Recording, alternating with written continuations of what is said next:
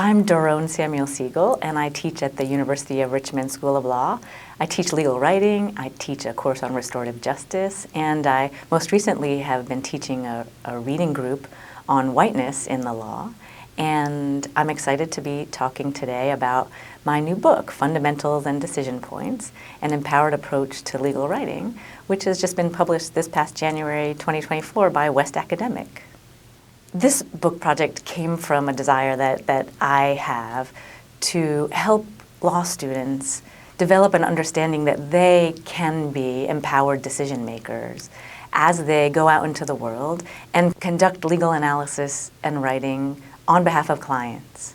Many people who teach and write about legal writing focus on the sorts of documents that students will need to write as lawyers and teach students how to write those documents kind of as discrete projects. So students memorize how, for example, to write a legal memorandum. And as I thought about how I wanted to teach students, I decided I really wanted to prioritize a process approach to conducting the work of lawyering. And what that means is that students should become equipped with a process that they can internalize, and then they can adapt and apply as necessary to each new project that they encounter as legal writers.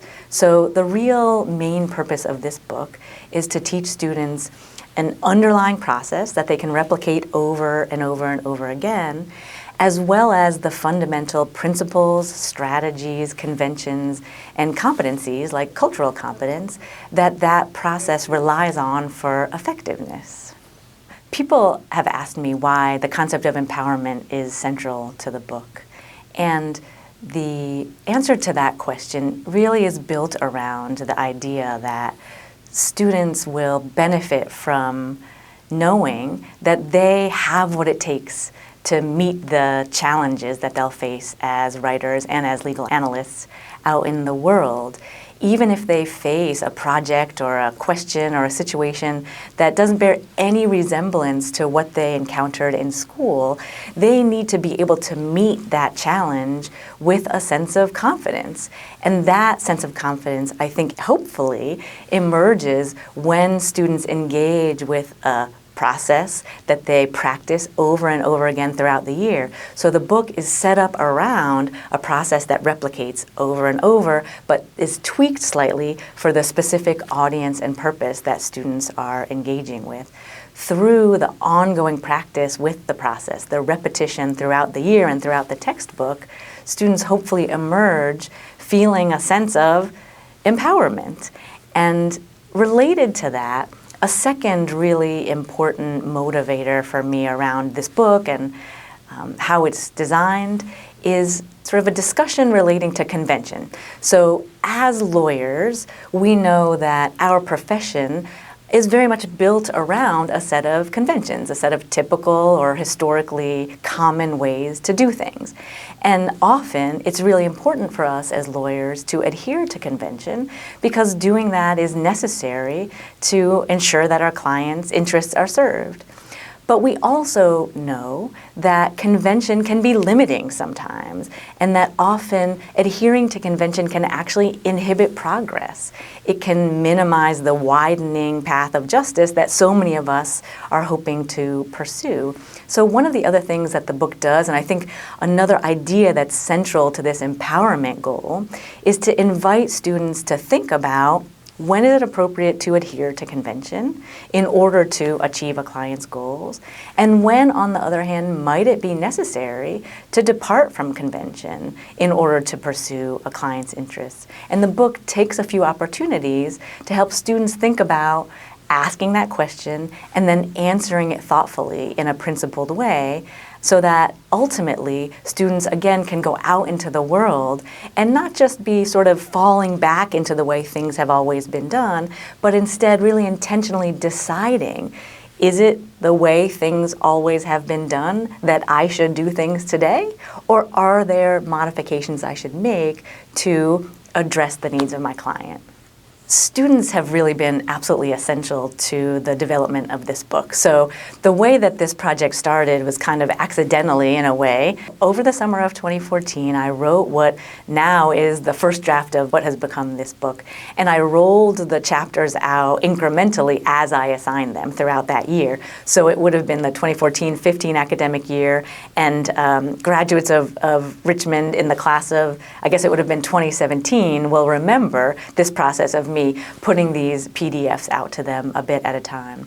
And it's hard to believe that it's been almost 10 years now since that first summer that I wrote a draft of this.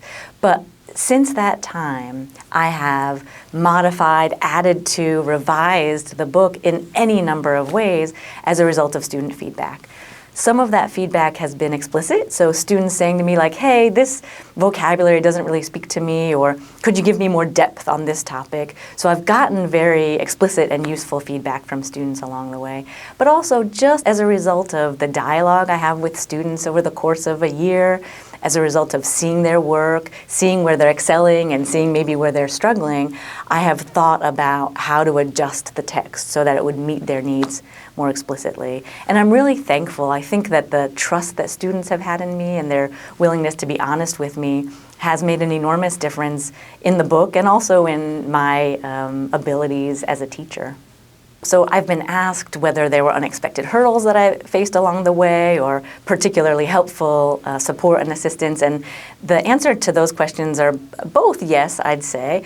First, on the hurdles question, because I sort of didn't set out to write a textbook that would go out into the world, I definitely feel like sort of an accidental author. So it's not as though I sort of set out to do this and ran into unexpected hurdles in that sense.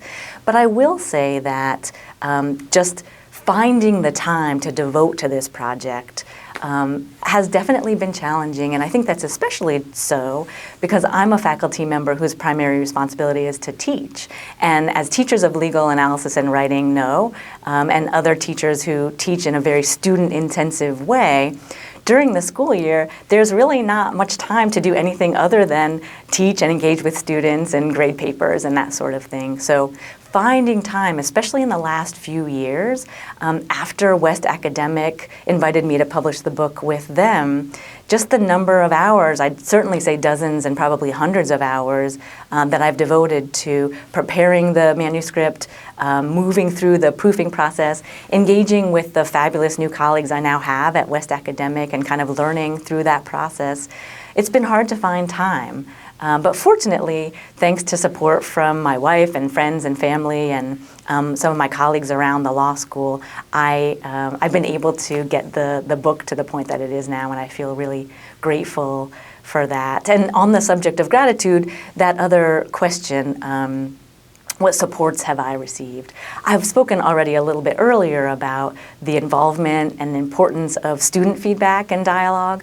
Also, I've benefited just indescribably from collaboration over the years with my four colleagues here at Richmond who have been part of the team of the legal writing faculty.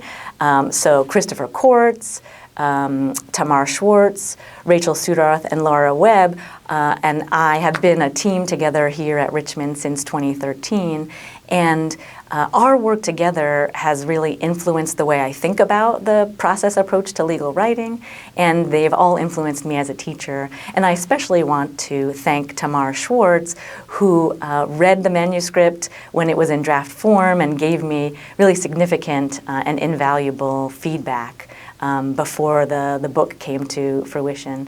And I'd be remiss if I didn't also thank my wife, Angela, and my family and my dear friends who just helped me to feel, I guess, empowered myself to be able to engage in this kind of work. When my energy might be flagging or when I doubt myself, it's really meaningful to have that kind of support network around me. So what do I like to read? Let's see, I read all the time and I love reading, and I'm always reading at least one or two pieces of fiction and at least one or two pieces of nonfiction at any given moment. So most of the fiction I read is fiction about people's lives. I like to say that I like to read in order to kind of get behind other people's front doors and sort of learn about their lives. Sometimes I read about lives that resemble mine in one way or another, and doing that helps me sort of feel more at home in the world. Sometimes I like to read about lives that are really different from mine as well. And I like to read my Kindle for fiction, especially for lighter fiction, because I like to read in the middle of the night sometimes. And I did develop kind of a secret love of romance novels during COVID lockdown, so I'm still always reading at least one romance novel at the same time that I'm reading anything else. And when it comes to nonfiction, I really do a lot of reading around race and racism. I've been reading a lot recently about whiteness, but really generally just trying to constantly, sort of grab up as much as I can about justice and progressing toward widening equality. That's really what I like to spend my time on when I have it. When I think about how I might try to entice law students to read my book, I could say jokingly, I mean, the students in my class are going to be required to read it, so hopefully they will do that. Maybe that's enticement enough. But honestly, I think for law students, reading about writing, it's not always the easiest thing to do. I think writing and analysis are such concrete acts that reading about them in the abstract is not always it's not always easy, and certainly it's not always fun, and sometimes it doesn't feel like time well spent. I think even in my own legal writing class back when I was a 1L years and years ago, I'm pretty sure I didn't read all of the assignments in that textbook. What I'm hoping about fundamentals and decision points is that it's sleek enough, the chapters are short enough and sort of concrete enough that students will feel like it's worth the small amount of time it takes to do the reading, but then also that they'll understand that the reading is just meant to be like a blueprint. It's meant to be a prelude to going into the classroom, to talking and practicing in the classroom, and then to applying what they've read to their own assignments. Whether they're using it in their 1L legal writing class, whether they might want to go back and get some review or sort of a different perspective on legal writing later in their law school career, or even for new practitioners. I think the book at least tries to be concrete enough that there's sort of something there for everyone. And maybe one other thing I'd say about what I hope will entice students to engage with the book is that I really strongly believe that even in what seems like the mundane work of lawyering, we as lawyers have the potential to widen the path of justice and to be contributing to change, positive change that makes the U.S. legal system more equitable.